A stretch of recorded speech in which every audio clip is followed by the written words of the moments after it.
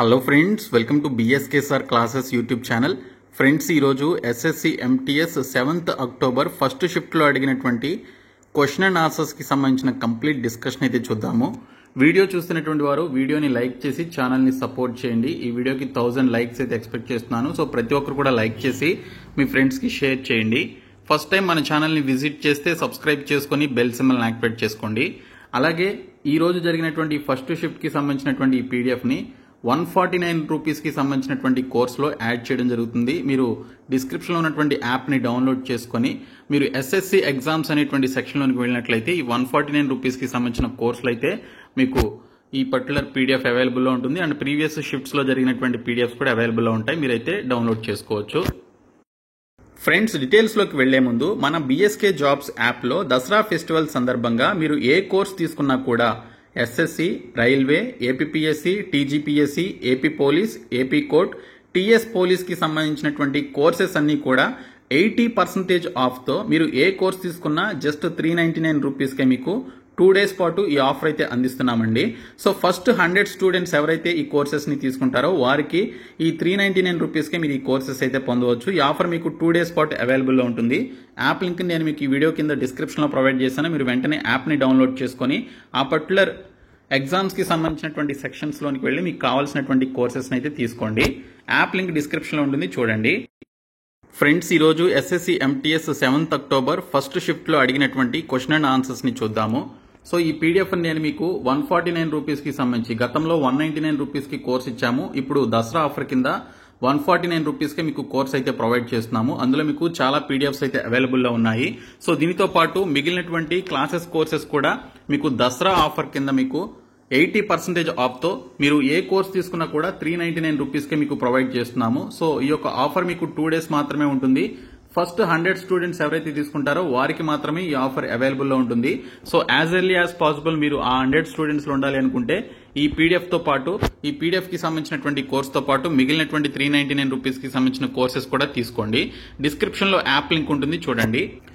Friends, ముందుగా చూసినట్లయితే census కి సంబంధించి 2011 యొక్క క్వశ్చన్ అయితే అడిగారండి.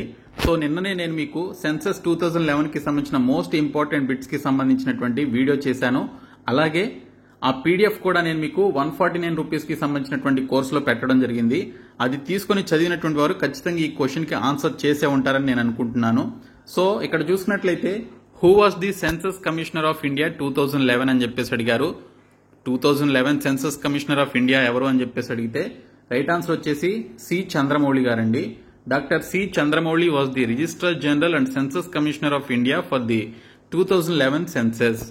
డాక్టర్ సి చంద్రమౌళి 2011 జనాభా లెక్కల కోసం రిజిస్ట్రార్ జనరల్ మరియు సెన్సస్ కమిషనర్ ఆఫ్ ఇండియాగా ఆయన పనిచేయడం జరిగింది. సో ఇక్కడ ఈ సూటి వేసుకొని ఇక్కడ అప్పటి రాష్ట్రపతి అయినటువంటి ప్రతిభా పాటిల్ గారికి ఆ సెన్సస్ 2011 రిపోర్ట్ను ఆయన అయితే సబ్మిట్ చేయడం జరిగింది. సో ఈయనే సి చంద్రమౌళి గారు. అలాగే నెక్స్ట్ క్వశ్చన్ వచ్చేసి who founded the Tamilaga Vettri Kazhagam party. Tamilaga Vettri Kazhagam పార్టీని ఎవరు స్థాపించారు అని చెప్పేసి క్వశ్చన్ అయితే అడిగారంటండి. సో ఇక్కడ చూసుకున్నట్లయితే మనకి ఆన్సర్ వచ్చేసి హీరో విజయ్. ఓకే, తమిళనాడులో ఉన్నటువంటి హీరో విజయ్ ఎవరైతే ఉన్నారో ఆయన ఈ పార్టీని స్థాపించినట్లుగా మనకి ఆన్సర్ అయితే ఉంది. సో రీసెంట్ గానే ఈ పార్టీని ఆయన స్టార్ట్ చేయడం జరిగింది, స్థాపించారు. సో ఆ పార్టీకి సంబంధించినటువంటి జెండాని కూడా ఆయన లాంచ్ చేయడం జరిగింది. సో ఈ క్వశ్చన్ అడిగారా లేదనేది కింద కామెంట్స్ లో తెలపండి. సో ఇక్కడ చూసుకున్నట్లయితే ఈ క్వశ్చన్స్ అన్ని కూడా మెమరీ బేస్డ్ క్వశ్చన్స్, స్టూడెంట్స్ కి గుర్తున్నటువంటి క్వశ్చన్స్ ని చెప్పడం జరిగింది. వాటిని మాత్రం నేను చేస్తున్నాను తప్ప నేను ఓన్ గా కొన్ని క్వశ్చన్స్ క్రియేట్ చేసి అయితే ఫేక్ క్వశ్చన్స్ అయితే నేను పెట్టట్లేదు. సో ఏ క్వశ్చన్ నేను మీకు చెప్పినా కూడా అది స్టూడెంట్స్ చెప్పింది మాత్రమే నేను మీకు చెప్తున్నాను. సో ఇక్కడ చూసుకుంటే the Tamilaga Vettri Kazhagam Tamil Nadu victory federation TVK is an Indian regional political party in the state of Tamil Nadu and the Union Territory of Puducherry. It was founded by actor turned politician Vijay on 2nd February 2024.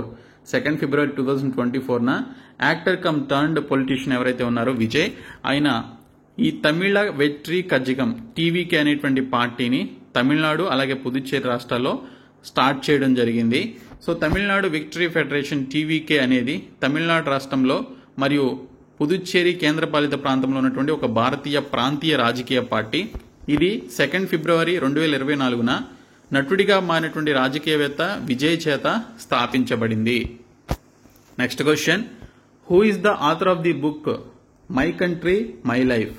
My country my life పుస్తక రచయిత ఎవరు అని చెప్పేసి అడిగారు. So LK Advani గారండి, లాల్ కృష్ణ అద్వానీ గారు ఆయన యొక్క ఆత్మకథని మై కంట్రీ మై లైఫ్ అని చెప్పేసి ఆ బుక్ రూపంలో రాయడం జరిగింది. My country my life is an autobiographical book by LK Advani, an Indian politician who served as the Deputy Prime Minister of India from 2002 to 2004 and was the leader of the opposition in the 15th Lok Sabha. The book was released on 19th March 2008 by Abdul Kalam, the 11th President of India. Okay, 2008లో అబ్దుల్ కలాం చేతుల మీదుగా 11వ president అయినటువంటి రాష్ట్రపతి అయినటువంటి అబ్దుల్ కలాం గారి చేతుల మీదుగా అప్పట్లో 2002 నుంచి 2004 మధ్య డిప్యూటీ ప్రైమ్ మినిస్టర్గా పనిచేసినటువంటి లాల్ కృష్ణ అద్వానీ గారికి సంబంధించినటువంటి autobiographical book my country my life అనేటువంటి బుక్ని ఆయన రిలీజ్ చేయడం జరిగింది. ఓకే, నెక్స్ట్ క్వశ్చన్ వచ్చేసి Poona pact 1932 was signed between whom అని చెప్పేసి అడిగారు. ఈ క్వశ్చన్ కూడా నేను మీకు 2 days బ్యాక్ హిస్టరీకి సంబంధించినటువంటి బిట్స్ వీడియో చేసినప్పుడు ఈ పర్టికులర్ క్వశ్చన్ కూడా నేను మీకు డిస్కస్ చేయడం జరిగిందండి. మరి క్వశ్చన్ వచ్చిందా లేదా ఎగ్జామ్లో అనేది కింద కామెంట్ సెక్షన్ లో తెలపండి. సో ఇక్కడ చూసినట్లయితే the agreement was reached between Baba Saheb Ambedkar and Mahatma Gandhi in Yerwada central jail Pune. పూణేలో మనకి పూనా ప్యాక్ట్ అయితే జరిగింది. అది ఎవరెవరికి మధ్య అంటే మహాత్మా గాంధీ అలాగే భీమ్రావ్ అంబేద్కర్ గారికి మధ్య, ఓకే, బాబాసాహెబ్ అంబేద్కర్ గారికి మధ్య ఈ యొక్క ఒప్పందం అయితే జరిగింది. సో ఇది దేనికి సంబంధించిన ఒప్పందము అంటే, సో ఇక్కడ చూసుకుంటే ఎవరైతే అన్టచబుల్ క్లాస్ ఎవరైతే ఉండేవారో ఆ రోజుల్లో, సో వారికి సంబంధించినటువంటి ఒప్పందం అనమాట. So Mahatma Gandhi did not sign this agreement himself but Pandit Madan Mohan Malaviya signed this agreement on behalf of Mahatma Gandhi, while on the other side Bhimrao Ambedkar signed the agreement అని చెప్పేసి ఇచ్చారు. సో మహాత్మా గాంధీ గారు ఈ యొక్క పూనా ప్యాక్ట్ లో పార్టిసిపేట్ చేసినా ఆయన సైన్ చేయలేదు. బట్ పండిట్ మదన్ మోహన్ మాలవీయ గారితోటి సైన్ అయితే చేయించడం జరిగింది. సో పూణేలోని ఎరవాడా సెంట్రల్ జైల్లో బాబాసాహెబ్ అంబేద్కర్ మరియు మహాత్మా గాంధీ మధ్య ఒప్పందం అయితే జరిగింది. మహాత్మా గాంధీ స్వయంగా ఈ ఒప్పందంపై సంతకం చేయలేదు, కానీ మహాత్మా గాంధీ తరపున పండిట్ మదన్ మోహన్ మాలవీయ ఈ ఒప్పందంపై సంతకం చేశారు. మరోవైపు భీమ్రావ్ అంబేద్కర్ ఒప్పందంపై సంతకం కూడా చేయడం జరిగింది. సో వీరిరువురు కూడా ఈ యొక్క పూనా ప్యాక్ట్ 1932కి సంబంధించి పూణేలో ఇక్కడ చూసుకున్నట్లయితే ఎరవాడ సెంట్రల్ జైల్లో ఈ యొక్క ఒప్పందం అయితే చేసుకున్నారు. ఇంకా నెక్స్ట్ క్వశ్చన్ వచ్చేసి ఇక్కడ మనకి క్వశ్చన్ ఏషియా హాకీ ఛాంపియన్షిప్ గురించి అడిగారా లేకపోతే హాకీ వరల్డ్ కప్ గురించి అడిగారు అనేది మనకైతే తెలియదండి. నేను 2 క్వశ్చన్స్ కూడా యాడ్ చేయడం జరిగింది. సో ఇక్కడ చూసుకుంటే మనకి క్వశ్చన్ వచ్చేసి which is the winning team of Asian hockey championship 2023 అని చెప్పేసి క్వశ్చన్ అడిగినట్లుగా స్టూడెంట్స్ అయితే చెప్పారు. మరొకరేమో 2023 హాకీ వరల్డ్ కప్ గెలిచినటువంటి టీం ఏంటని చెప్పేసి అడిగారని మరొకరు చెప్పారు. సో ఇక్కడ చూసుకుంటే నేను రెండింటికి సంబంధించి సమాధానం అయితే చెప్తున్నాను. ఒకవేళ ఏషియన్ హాకీ ఛాంపియన్షిప్ 2023 విన్నర్ ఎవరు అంటే ఇండియా అండి. సో ఇక్కడ చూసుకున్నట్లయితే మనకి మలేషియాతో పోటీ పడి ఇండియా 2023కి సంబంధించినటువంటి ఏషియన్ హాకీ ఛాంపియన్షిప్ ని గెలుచుకోవడం జరిగింది. The 7th edition of the Asian champions trophy hockey was held in Chennai from August 3 to 12. India won a record 4th title after defeating Malaysia in the final. Okay, ఇది చెన్నైలో జరిగిందనమాట Asian hockey championship 2023 అనేది. So మలేషియాతో జరిగినటువంటి final మ్యాచ్లో Indian team గెలిచింది. 7వ edition Asia champions trophy hockey చెన్నైలో August 3 నుంచి 12 వరకు జరిగింది. ఫైనల్లో మలేషియాను ఓడించి రికార్డు స్థాయిలో 4వ టైటిల్ను భారత్ గెలుచుకోవడం జరిగింది. అదే ఇక్కడ చూసుకున్నట్లయితే 2023 హాకీ వరల్డ్ కప్ ఎవరు గెలిచారు అంటే జర్మనీ గెలిచిందండి. ఓకే, జర్మనీ గెలిచిందనమాట. 2023 హాకీ ఛాంపియన్షిప్ ఎవరు గెలిచారు అంటే జర్మనీ గెలిచింది. హాకీ వరల్డ్ కప్ ఎవరు గెలిచారు అంటే జర్మనీ గెలిచింది. ఆ క్వశ్చన్ కూడా యాడ్ చేసి చెప్తాను. మరొక క్వశ్చన్ వచ్చేసి which team was the winner of Durand cup 1984 Durand cup విజేత ఎవరు అని చెప్పేసి అడిగారంట. 1984 డ్యూరాండ్ కప్ విజేత జలంధర్ కంటోన్మెంట్ జట్టు అని చెప్పేసి మనకు ఆన్సర్ అయితే ఉంది గూగుల్లో చూస్తే. The winner of Durand cup 1984 was Jalandhar cantonment team. Next question, ఈ క్వశ్చన్ కు సంబంధించి కూడా నేను సెన్సస్ 2011 కి సంబంధించినటువంటి బిట్స్ లో డిస్కస్ చేశాను. అండ్ ఆ పీడిఎఫ్ కూడా నేను మీకు 149 రూపీస్ కి సంబంధించిన కోర్సులు అయితే పెట్టడం జరిగింది. సో మీరు ఆ కోర్స్ తీసుకుంటే మీకు ఇవన్నీ కూడా బెస్ట్ మెటీరియల్స్ అన్ని కూడా అవైలబుల్ లో ఉంటాయి. సో ఇప్పుడు మనం డిస్కస్ చేసినటువంటి బిట్స్ నుంచి 3 to 4 బిట్స్ అయితే మనకి రావడం జరిగింది. So what is the sex ratio in India according to 2011 census? Okay, 2011 జనాభా లెక్కల ప్రకారం భారతదేశంలో లింగ నిష్పత్తి ఎంత అంటే 943 మంది అబ్బాయిలు 943 మంది అమ్మాయిలు అయితే ఉన్నారు ఫర్ 1000 అబ్బాయిలకి సంబంధించి. సో ఇక్కడ చూసుకుంటే అదే 2001కి సంబంధించి చూసుకుంటే 946 మంది అమ్మాయిలు అయితే ఉన్నారు ఫర్ 1000 అబ్బాయిలకి సంబంధించి. ఓకే, 2011కి సంబంధించిన సెన్సస్ రేషియో చూస్తే 943 మంది అమ్మాయిలు అయితే ఉన్నారు ఫర్ 1000 మేల్ క్యాండిడేట్స్ కి. According to the 2011 census the sex ratio in India was 943 females per 1000 males అనమాట. సో 2011 జనాభా లెక్కల ప్రకారం భారతదేశంలో లింగ నిష్పత్తి 1000 మంది పురుషులకు 943 మంది స్త్రీలు అయితే ఉన్నారు. ఇంకా గ్రామీణ పట్టణ ప్రాంతాల్లో చూసుకున్నట్లయితే పురుషులు స్త్రీలకు సంబంధించినటువంటి రేషియో ఏ విధంగా ఉంది అంటే 949 females per 1000 males in rural areas, 929 females per 1000 males in urban areas అని చెప్పేసి ఇచ్చారు. సో గ్రామీణ ప్రాంతాల్లో 1000 మంది పురుషులకు 949 మంది మహిళలుంటే పట్టణ ప్రాంతాల్లో 1000 మంది పురుషులకు 929 మంది మహిళలు అయితే ఉన్నారు. ఇది 2011 జనాభా లెక్కల ప్రకారం ఈ విధంగా ఉన్నారు. సో ఓవరాల్ గా చూసుకుంటే 943 మంది అమ్మాయిలు 1000 మంది అబ్బాయిలకైతే ఉన్నారు. Next question, Krishnan Nair is related to which dance అని చెప్పేసి అడిగారు. సో కృష్ణన్ నాయర్ మనకి ఇక్కడ కథకళికి సంబంధించినటువంటి ఫేమస్ ఆ నృత్యానికి సంబంధించినటువంటి వ్యక్తి అనమాట. This book presents novel insights into the work and practice of the actor Krishnan Nair, who was unique in the field of Kathakali, the dance drama of South India. ఈ పుస్తకం దక్షిణ భారతదేశంలోని నృత్య నాటకం కథకళి రంగంలో ప్రత్యేకమైనటువంటి నటుడు కృష్ణన్ నాయర్ యొక్క పని మరియు అభ్యాసానికి సంబంధించినటువంటి నవల అంతర్దృష్టులను అందిస్తుంది. Next question, in which state is the Indira Gandhi canal located? Indira Gandhi canal ఏ రాష్ట్రంలో ఉంది అని చెప్పేసి అడిగారు. రైట్ ఆన్సర్ వచ్చేసి ఇందిరాగాంధీ క్యానల్ మనకి పంజాబ్, హర్యానా, రాజస్థాన్ రాష్ట్రాల్లో విస్తరించి ఉంది. ఇక్కడ మీరు మ్యాప్లో చూడొచ్చు. సో ఇక్కడ చూసుకున్నట్లయితే the Indira Gandhi canal is India's longest canal stretching about 650 kilometers. It is a part of the Green Revolution in India and is the world's largest irrigation project for arid and semi-arid areas. The canal was originally called the Rajasthan Canal but was renamed in 1984 after the assassination of Prime Minister Indira Gandhi. ఫస్ట్లో దీన్ని Rajasthan canal అని చెప్పేసి పిలిచేవాళ్ళు. So maximum మనకి రాజస్థాన్లో విస్తరించి ఉంటుంది and ఇతర రాష్ట్రాల్లో కూడా ఉంది. సో రాజస్థాన్, పంజాబ్, హర్యానా రాష్ట్రాల్లో మనకి ఈ యొక్క ఇందిరాగాంధీ క్యానల్ ఇది క్యానల్ అయితే విస్తరించి ఉందన్నమాట. సో ఫస్ట్ రాజస్థాన్ క్యానల్ అని పిలిచేవాళ్ళు. తర్వాత 1984లో రాజీవ్ గాంధీని చంపేసిన తర్వాత ఆవిడ పేరు మీద ఈ యొక్క క్యానల్ పేరుని అయితే మార్చడం జరిగింది.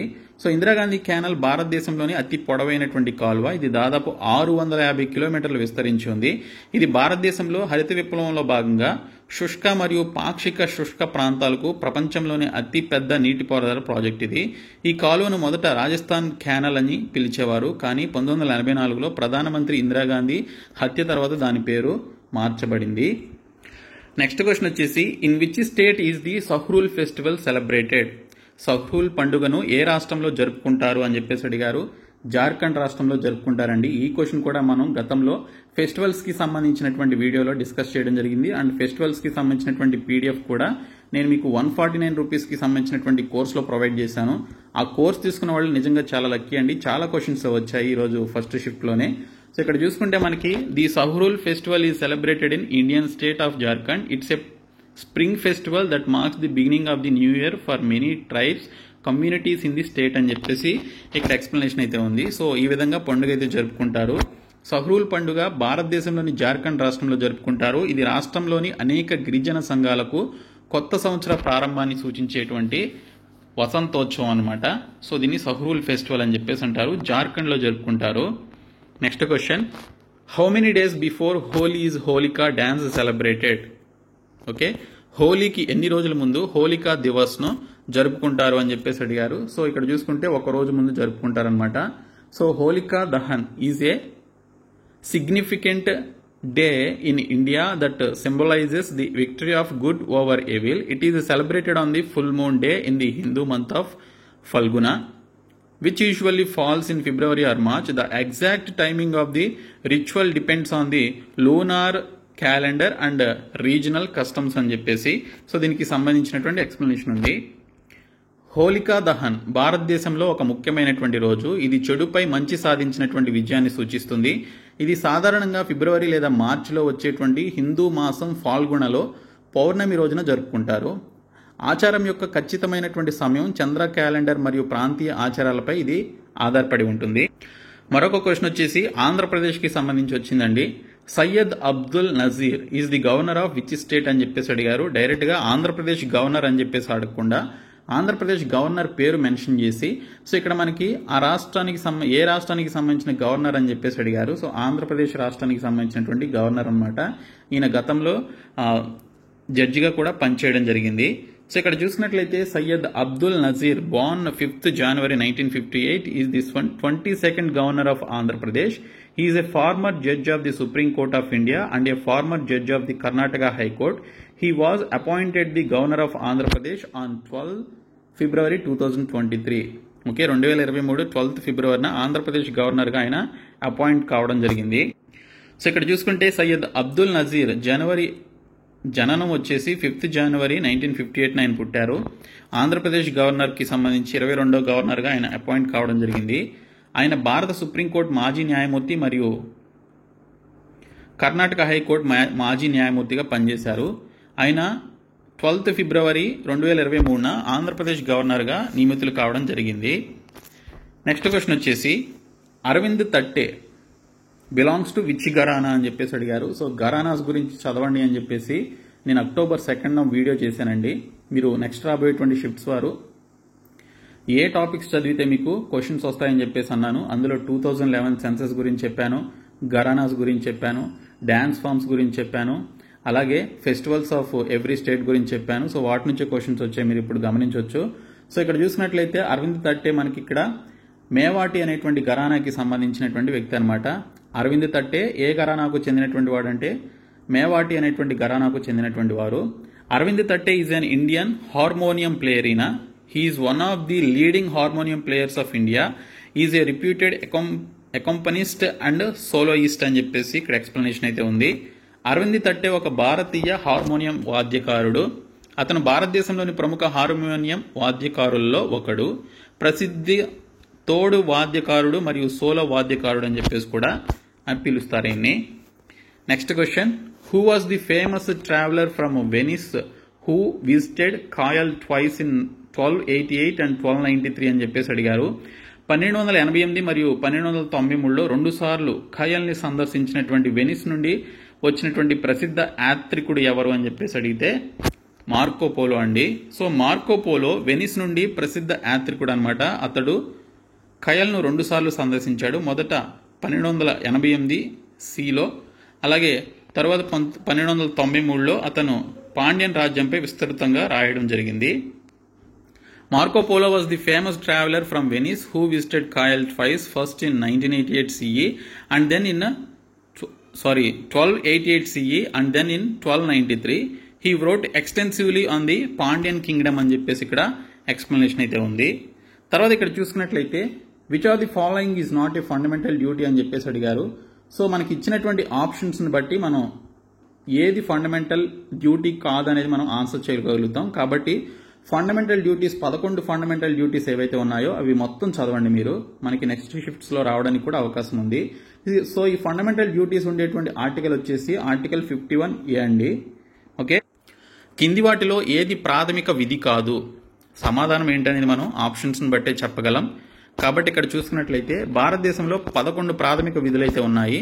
ఇందులో మనకి 51A అనేది మనకి ఇక్కడ ఈ ఆర్టికల్కి సంబంధించింది, ఫండమెంటల్ డ్యూటీస్ గురించి చెప్పేటువంటి ఆర్టికల్ అనమాట. సో ఈ 11 ప్రాథమిక విధులు ఫండమెంటల్ డ్యూటీస్ గురించి ఖచ్చితంగా చదవండి. ఇంకా నెక్స్ట్ క్వశ్చన్ వచ్చేసి who one Nehru trophy first time అని చెప్పేసి అడిగారు. నెహ్రూ ట్రోఫీని మొదటిసారి ఎవరు గెలుచుకున్నారని చెప్పేసి అడగడం జరిగింది. సో ఈ క్వశ్చన్ మనకి వచ్చిందా లేదనేది తెలియదు, బట్ స్టూడెంట్స్ అయితే చెప్పారండి, ఇది నేను యాడ్ చేసింది కాదు.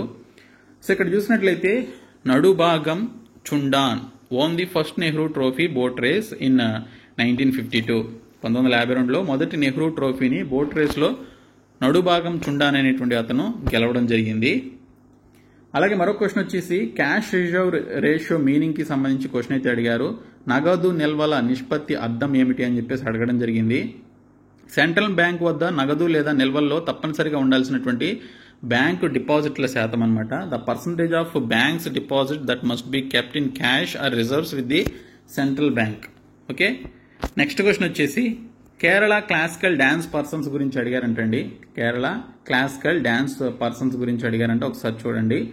అలాగే రాజ్యసభ చైర్మన్ గురించి ఒక క్వశ్చన్ అయితే వచ్చింది. సో జగదీప్ ధిన్కర్ గారు, ఆయన 2022 ఆగస్టు 11న సో రాజ్యసభకి చైర్మన్ గా ఆయన ఎన్నిక కావడం జరిగింది. సో రాజ్యసభ చైర్మన్ ఎవరంటే జగదీప్ ధిన్కర్ గారు. సో 2022 ఆగస్టు 11న ఆయన ఎంపికయ్యారు.